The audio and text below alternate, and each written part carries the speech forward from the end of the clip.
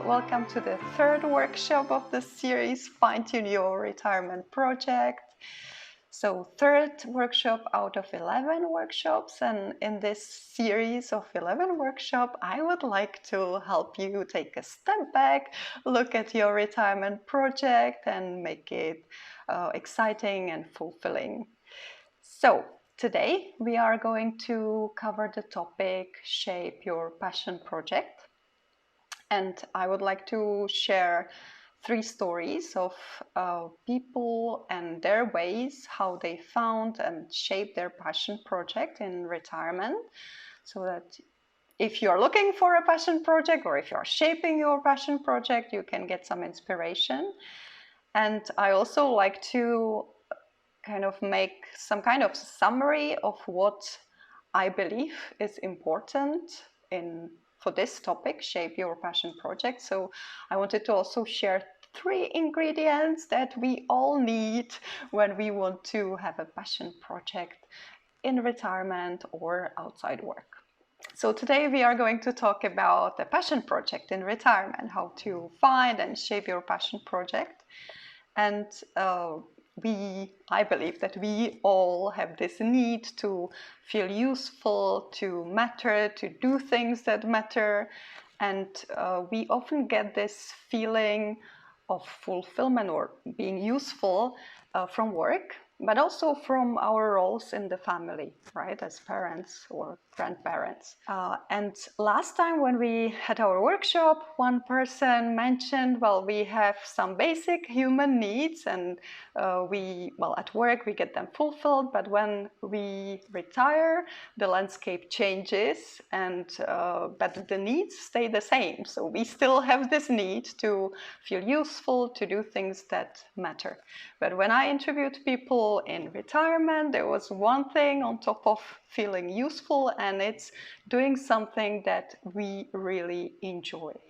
Well, each of us defines differently what we enjoy and what we consider as something useful, right? It's because of our different values and different interests.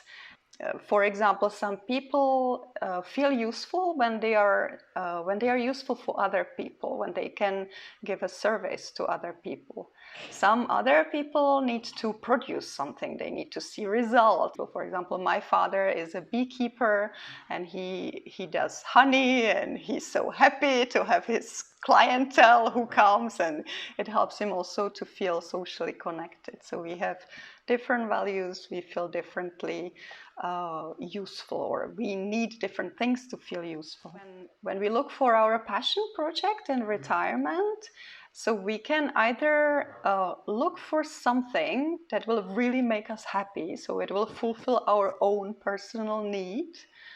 For example, something that we just so enjoy and nobody really needs to care about it. You're not concerned or you're not worried whether people are interested in what you do or not, because it's something you really love doing and it makes you happy. There is a meaning for you and you're feeling fulfilled just by doing it.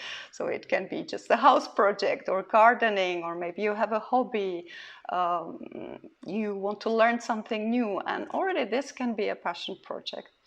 But if we have only these projects, I think it's not enough in retirement and in life in general. So you can have other types of projects that serve other people. And some people in retirement do voluntary work. They really try to be useful for others. But again, if you miss this inner feeling of enjoyment, if it's something that in the end makes you tired and unfulfilled, it's difficult to do these kind of projects. So basically what you need a combination of both to have something exciting, something you will stay passionate about. So something that makes you fulfilled on your personal level, and then something that helps or serves other people. Today, I would like to share 3 stories how people found and shaped their passion project or passion activity or activity in retirement. first story is for someone who's not yet sure what kind of topic or activity they would like to do. They have maybe a lot of ideas and they can't decide, or it's not clear. There's nothing that really speaks to them. So I want to share a story of Frank, almost 60 years old. He was not fully retired, but he finished one cycle of his life and he was ready for a new cycle. But he knew that he wanted to do something where he wouldn't chase some goals he used to chase in the past. He would like to do something more meaningful. He would like to be less busy, and also maybe thinking of something that would create a legacy. He was already involved in some consultancy projects. He was on the board of directors. He was many different ongoing projects. But still, he had this feeling like he didn't know, it was not clear what he would like to do with the next 20 years of his life. So he had things ongoing, but it was like there was not really enough alignment. And so what he decided to do, he decided to start from the beginning and really look at all the activities, all the things that he's good at. So he decided to look at his strengths. Really, okay, what am I good at? What are my strengths? And he, on the other side, he looked at things that make him happy, that energize him. And based on that, he wanted to decide what to do next. So after he did this exercise, it was kind of clear that he is passionate about teaching. He likes to share his knowledge and experience. He's very good at speaking, so something with speaking. And he was also considering a path of being a coach. But then he was like, yeah, but what I really like, I like to give advice to people. I like to tell them what they could do. And it's not really what coaching is about. So after going through this process, more of alignment came out that he can continue with the consulting because he's sharing his knowledge. He can continue being on the board of directors because it's also taking quick decisions, using his knowledge, his experience. But instead of becoming a coach, he decided to become a mentor. So really someone who's using his knowledge and experience to help other people. And at the same time, he decided to write a book about one project he did at work. Second story is a story of Jonathan. So Jonathan was in sales, and he retired from a chemical industry as a manager, as a leader, but it was an early retirement. So he shared that he was not really prepared for the retirement, and he jumped into one thing that directly popped up, and that was consulting. I was like, okay, I will continue doing what I was doing, so I will be doing the consulting in chemical market. And then after some time, he felt that he was not enjoying it, he was not so much engaged, and he knew it would take so much more energy and time to really be serious about the business. And he was not ready to invest all the time and energy into it. So when COVID came, the first confinement came, he closed his business. He deleted his LinkedIn profile, and he was sitting at home thinking what to do. And he had a hobby, photography. And so he went through some old boxes and he found some old negatives from photos he was taking in Glasgow. I was like, okay, I will develop the negatives, I will have those photos. And he started posting them on Twitter. So what he was doing, he had a hobby and he started sharing it with people outside. And so within a couple of months, from a couple of followers, because he was not really on social media, he gained a couple of thousands of followers. because people seem to be really interested in these old photos. He used to get messages like, yeah, I remember walking this street in Glasgow. He also got a message from someone who recognized his grandparents on the street. So he got a lot of positive feedback from people, which gave him a lot of encouragement and purpose. And also visibility, because thanks to this, the fact that he gained so many followers on Twitter, BBC decided to make a short clip about him, how he became a documentary photographer at the age of 65. So that's the second way. You have a hobby and you just start sharing it with other people and see what they will say. Maybe they will really like it, and maybe it will just stay your hobby. So, and third story I have is a story of Johan. It's a third way. You can already have an idea, you can have a project, or you can have an activity you really like, you're passionate about, but maybe you have a bit of doubt. You have an internal conflict. And Johan shared that he had this internal conflict, so he wanted to develop more the inner child work. So Johan has been a coach for many years, very active in the official coach federation organization, but the inner child work is a little bit off the usual coaching.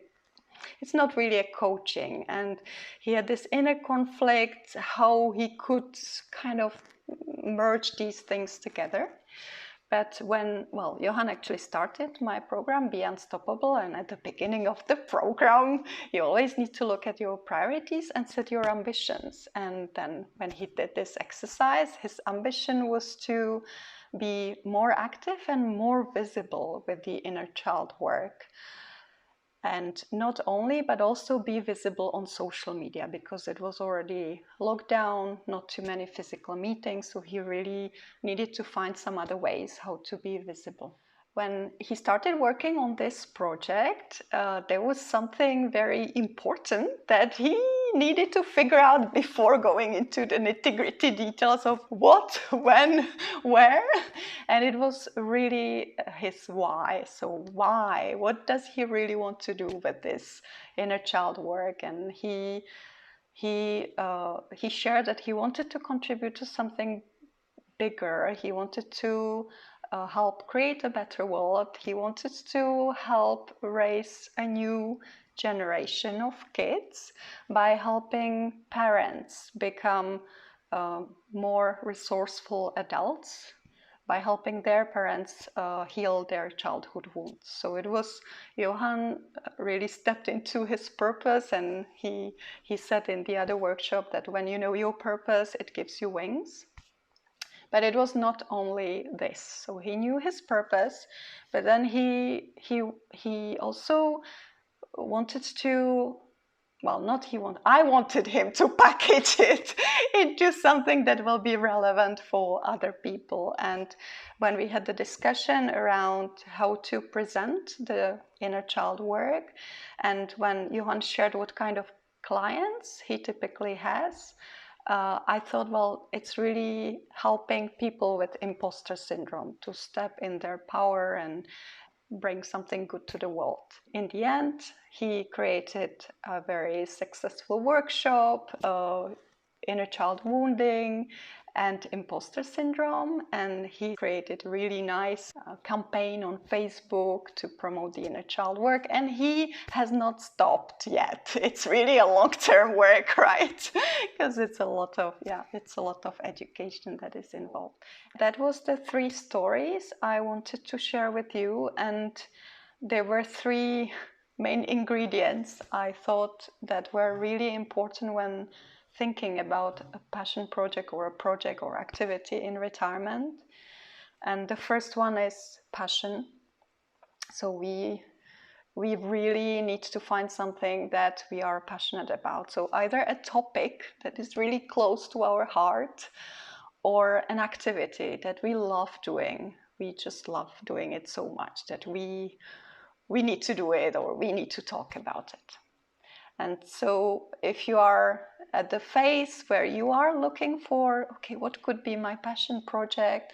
Ask yourself a question: what are the topics that you're passionate about? What are the activities you absolutely enjoy doing? And write a long list to start with, because sometimes we get so obsessed about finding one topic or one activity, but it can be a nice mixture of different things. The second ingredient I thought was super important was that your passion project needs to have a purpose. And when I speak about purpose, it needs to have a purpose for you. So you need to know why you are doing it. What's your motivation for doing it? Whether it's contribute to something bigger, or to learn something new, or I don't know, because you just enjoy it so much.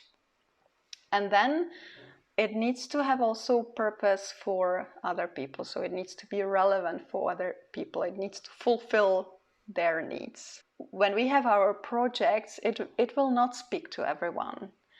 But if we really narrow down the audience, the like to whom we want to speak, it will be so much easier to pass the message and get excited the right people around you about what you do. For example, Jonathan, he started posting photos from Glasgow. So it was something really, really specific to people living in Glasgow. And I think because it was so specific, it was so much more relevant for those people.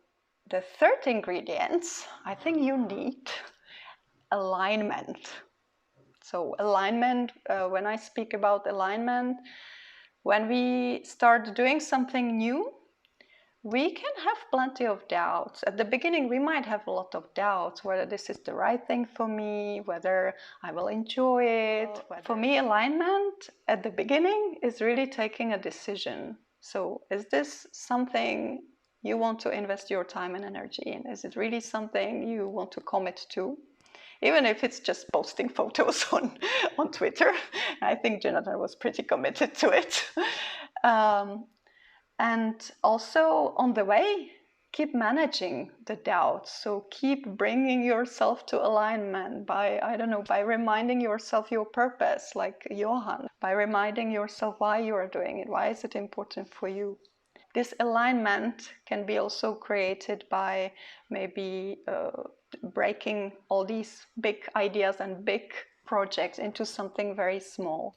Like Johan just started with one workshop, planning one workshop where he would share the inner child work, so that you can see and get some results. And maybe, well, if you don't get results, then you can adapt and change and see maybe how you can shape your project differently so that it's relevant for other people, if you really want to have something that is relevant for other people.